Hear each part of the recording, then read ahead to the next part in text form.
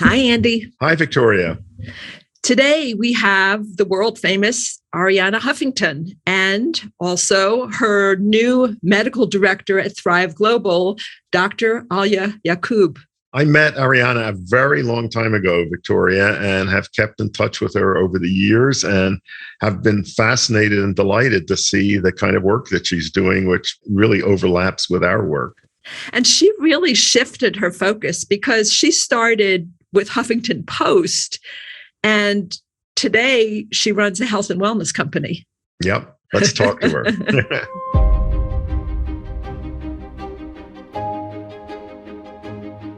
Arianna Huffington is the founder and CEO of Thrive Global, launched in 2016 with the mission of changing the way we work and live. Thrive Global is a leading behavior change tech company committed to ending the notion that burnout is the price we must pay for success. Arianna is also founder of the Huffington Post and the author of 15 books, including Thrive and The Sleep Revolution. She has been named to Time magazine's list of the world's 100 most influential people and the Forbes most powerful women list. She is joined today by her new Chief Medical Officer at Thrive Global, Dr. Aaliya Yaqub. Aaliya is an internal medicine physician with years of experience in tech, medicine, and mental health. Welcome, Arianna and Aaliya. Thank you so much, Victoria and Andy. It's so great to be with you. Well, we're just delighted. And Arianna, I have to start with a bit, I would say, of a personal journey question.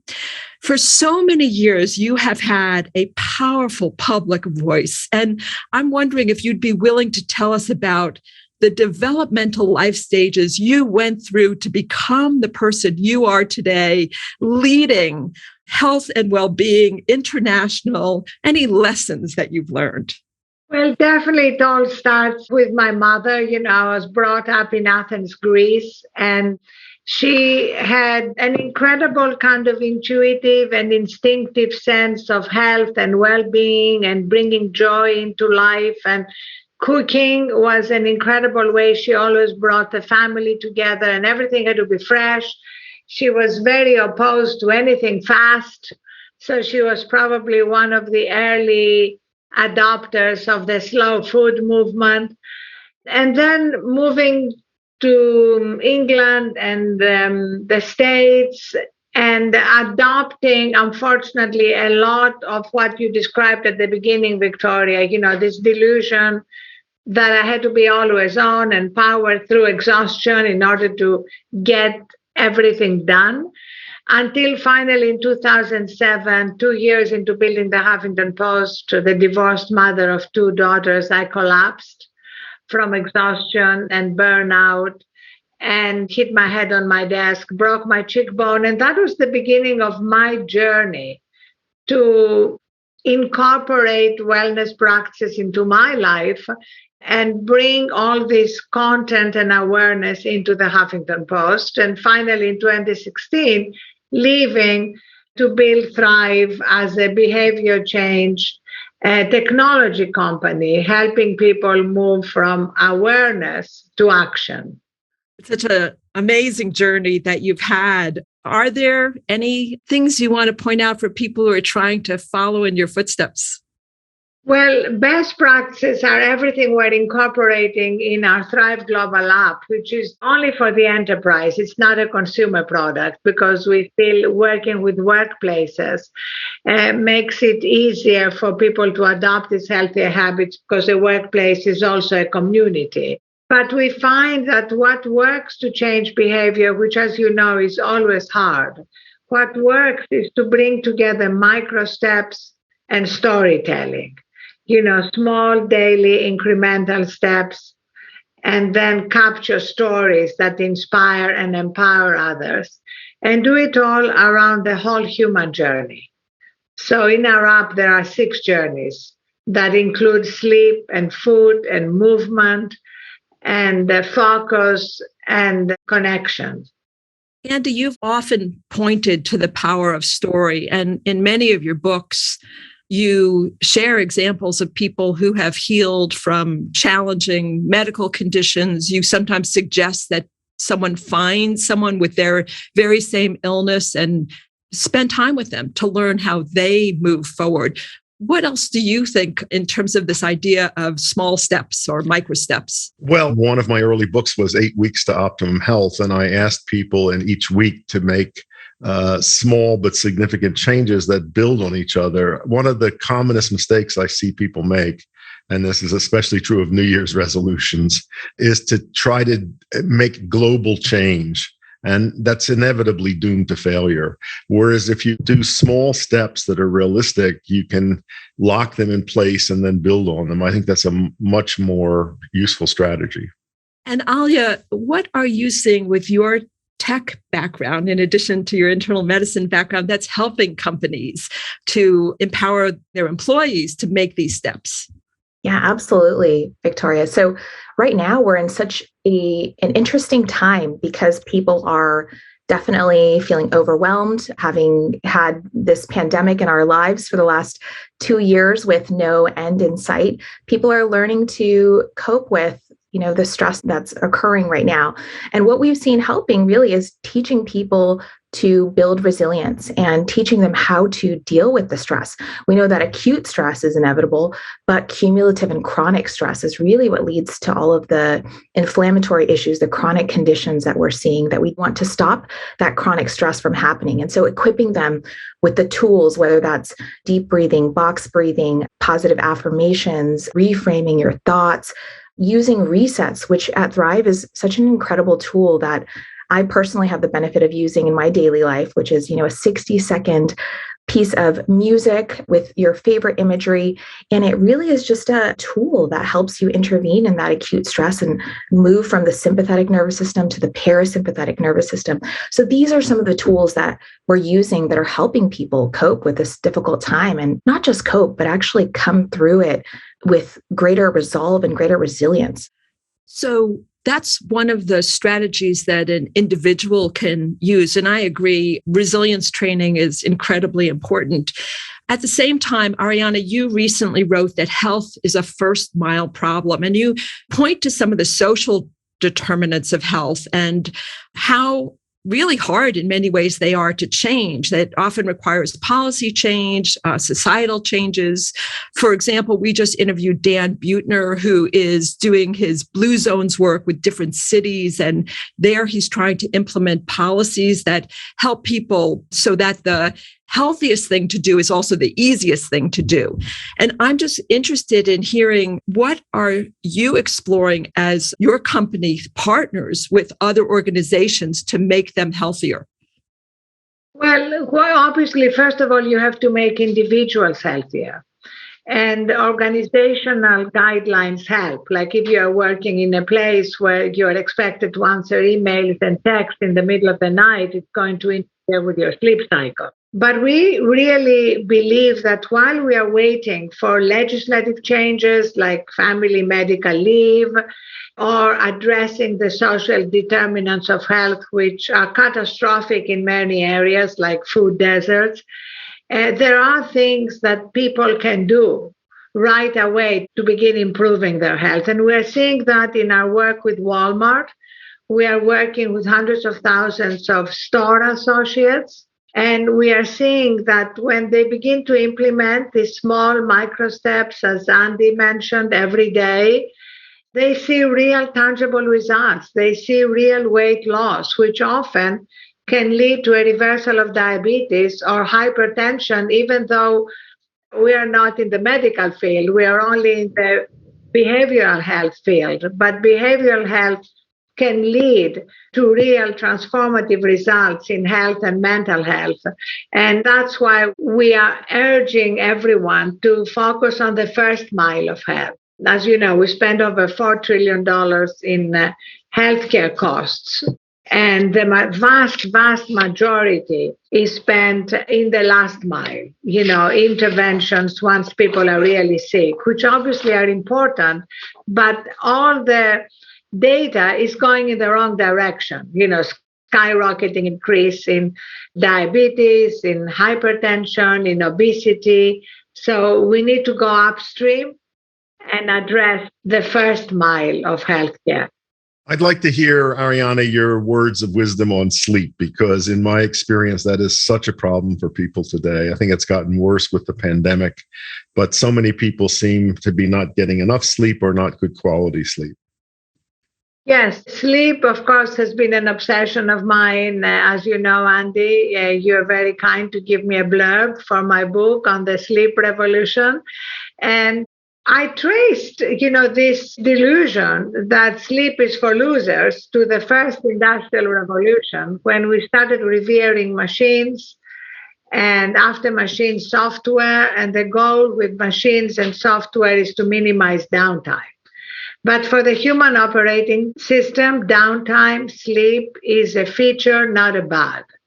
It's essential. Sleep is the only time when not just our physical bodies, but our brains have the time to detoxify and recover from the activities of the day. And I have 50 pages of science in the book because I wanted to convince even the greatest skeptics about the importance of sleep.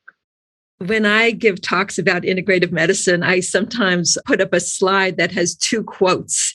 One is by Shakespeare, which says, "Enjoy the honey heaven dew of slumber," something like that. And the other is by Thomas Edison that says, "Sleep is a colossal waste of time and an artifact of the cave days." And then I say to people, which category do you fit into? And what's really interesting to me is if you do a regular audience, it's maybe half and half. But if you do an integrative medicine audience, everybody thinks they're like Shakespeare. They really honor the importance of sleep. But I think that shift that you're talking about, which is that the value of sleep is so strongly based in evidence across so many different arenas, it almost is like it reaches a deaf ear because people think they could be more productive if they sleep less. Yes, I'm so glad you mentioned Edison, because I have a lot of Edison quotes in my book, because we can understand why so many people started to believe and practice something that is scientifically false around sleep, because you had great figures like Thomas Edison trash sleep. And then you had people who started bragging about how little sleep they need. And you had John Bon Jovi singing, "I'll sleep when I'm dead." We are swimming in this culture that gets sleep wrong. And we're now just beginning to change that. And I know, having been in Aaliya's home and seeing her children, I know how you are teaching them, Aaliya, from an early age to recognize the importance of sleep. Absolutely. And this is something that we teach a lot about through Thrive. We actually have a Thriving Kids curriculum. But in my own home, so I have 4 young kids, and from day one, sleep has been so important to our entire family and to it running smoothly. Otherwise, frankly, it's kind of like a circus. But my kids get to bed at 7:30 every night. And I have my second one is 7 years old, my son, and he has a hard time sleeping. And so what we tell him is just, read in your room until you fall asleep, turn off your light and go to sleep. And most nights he kind of falls asleep with a book on his head, which is hilarious. But my kids understand, when they wake up in the morning, if they feel refreshed, if they feel exhausted. So I think there needs to be this cultural revolution of understanding and being in tune with your body. How are you feeling after you sleep? What happens? Are you crisp and able to make good decisions in the morning? If you didn't sleep, how do you feel? And just having us be in tune with that aspect of our lives is, I think, tremendous. I think because I went through medical training where my sleep was interrupted for so many years because of being on call every third night, I love to sleep. I really value sleep. And I had my first child when I was a resident. So I was still on call every third night. And I remember saying to friends, I thought that doctors had it so hard, but moms have to get up every night, forever. And they just do it. Body of Wonder is produced by the Andrew Weil Center for Integrative Medicine at the University of Arizona, internationally recognized for innovative health and wellness programs, evidence-based research, and clinical standards. The center offers listeners a wide range of free resources to live and maintain a healthy lifestyle, including online learning, meditations, and short videos. To find out more, go to azcim.org/podcast. That's azcim.org/podcast.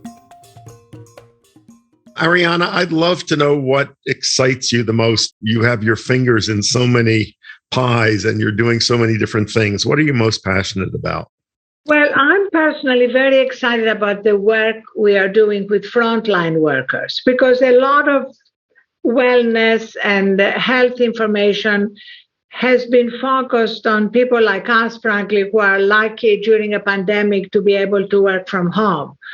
But we see that people who have to work in stores, restaurants, factories are having a particularly difficult time, especially because many of them are also dealing with the social determinants of health around living in food deserts or problems with childcare. And so we are very excited about the results we are seeing through behavioral steps, addressing major health outcomes, both physical and mental. And I know you've done amazing work on nutrition, and we're very excited about that, including the connection now between nutrition and cognition. We've focused a lot on weight, and that's obviously very important, but the connection between nutrition and the brain is key. So we've just launched a new program of cognitive nutrition that Accenture is bringing to all its employees around the world. And this is kind of a new trend of companies and individuals recognizing that nutrition is key to our mental health as well, to what we're now calling the pandemic brain, the foggy brain, and of course, all the way to dementia and Alzheimer's. Yeah, I think the evolving science about nutrition, and in particular the microbiome and the way in which what we eat impacts our microbiome, which then affects our brain health, is just fascinating. And it just keeps growing. And I think becoming clearer and clearer, something that was really downplayed in medical training and often is downplayed in the medical office, is so critically important. Absolutely. And hearing about how the GI system actually is such a significant part of your nervous system and mediates so many of the responses. I mean, when you see nowadays people with significant stress symptoms and chronic stress having GI issues and not receiving that information from their practitioners and providers, that's really an area I think that we can improve over time, both in the medical profession, but also in the social sphere, is just understanding that everything is interconnected and what you put in your body has a significant impact on that. Arianna, you just mentioned some of the frontline workers who are having the hardest time and facing the greatest burnout are doctors and nurses and respiratory technicians. Do you have any ideas about how we can really address burnout in healthcare professionals? Yes, well, we've actually, through our foundation, done a lot of work in partnership with the Harvard School of Public Health and Dean Michelle Williams and CAA here in Los Angeles to help around mental health and frontline healthcare workers from the beginning of the pandemic, because we've seen the devastating impact that the pandemic has had and continues to have. And we are very passionate about the introduction of microsteps, even in the course of these incredibly busy and exhausting, emotionally exhausting as well days, as well as, of course, more systemic changes that have to happen urgently. But we always begin in starting somewhere while we are working for systemic change. And just like a few of the microsteps, for example, normally a lot of people now are addicted to their phones, and the minute they have a break, they go to their phone.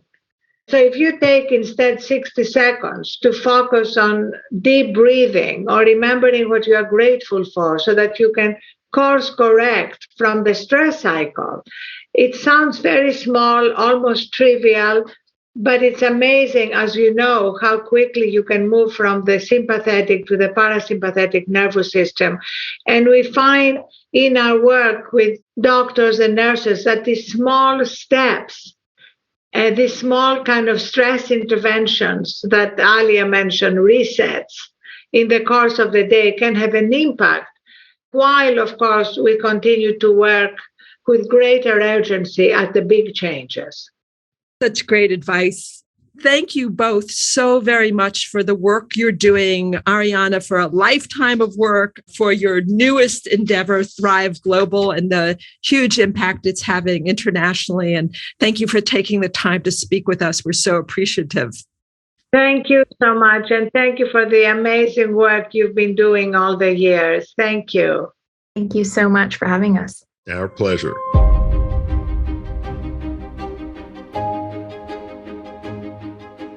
Listeners, this is Dr. Victoria Mazes. We would love for you to send us your questions for Andy, myself, or for our guests. You can call us and leave a voicemail by dialing 520-621-3950. Again, 520-621-3950. Or you can submit a question by going to our website, azcim.org/podcast. Again, azcim.org/podcast. We will review your questions and try to answer as many as possible on our programs.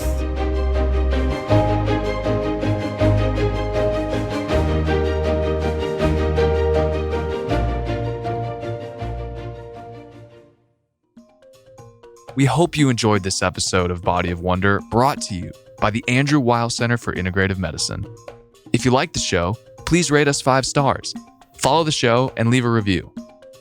To learn more about integrative healing and the center, go to azcim.org/podcast. That's azcim.org/podcast.